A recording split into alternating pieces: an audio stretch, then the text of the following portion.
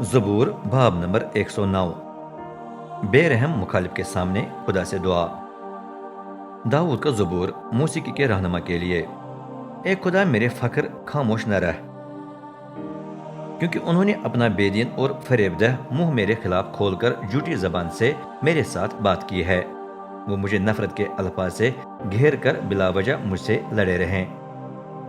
मेरी मोहब्बत के जवाब में वो मुझ पर अपनी दुश्मनी का इजहार करते हैं, लेकिन दुआ ही मेरा सहारा है।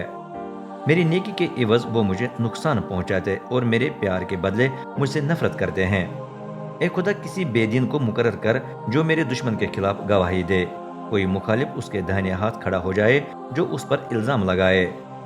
मुकदमे में उसे मुजरिम ठहराया जाए, उसकी दुआएं भी उसके गुनाहों में शुमार की जाएं। उसकी जिंदगी मुख्तसर हो, कोई और उसकी जिम्मेदारी उठाए। उसकी औलाद यतीम और उसकी बीवी बीवा बन जाए। उसके बच्चे आवारा फेरें और भीख मांगने पर मजबूर हो जाए। उन्हें उनके तबाहशुदा घरों से निकलकर इधर उधर रोटी ढूंढनी पड़े। जिसे उसने कर्जा लिया था वो उसके तमाम माल पर कब्जा करे और अजनबी उसकी मेहनत का फल लूट लें। कोई न हो जो उस पर मेहरबानी करे या उसके यतीमों पर रहम करे। उसकी औलाद को मिटाया जाए, अगली पुश्त में उनका नामो निशान तक न रहे।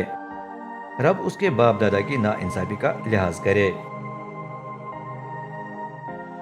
और वो उसकी माँ की खता भी दरगुजर न करे।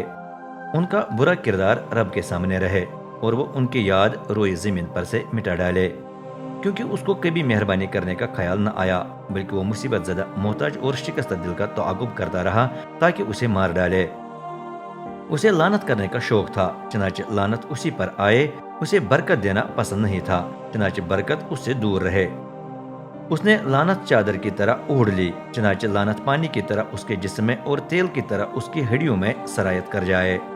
वो कपड़े की तरह उसे लिपटे रहे, पटके की तरह हमेशा उसे कमर बस्ता रहे।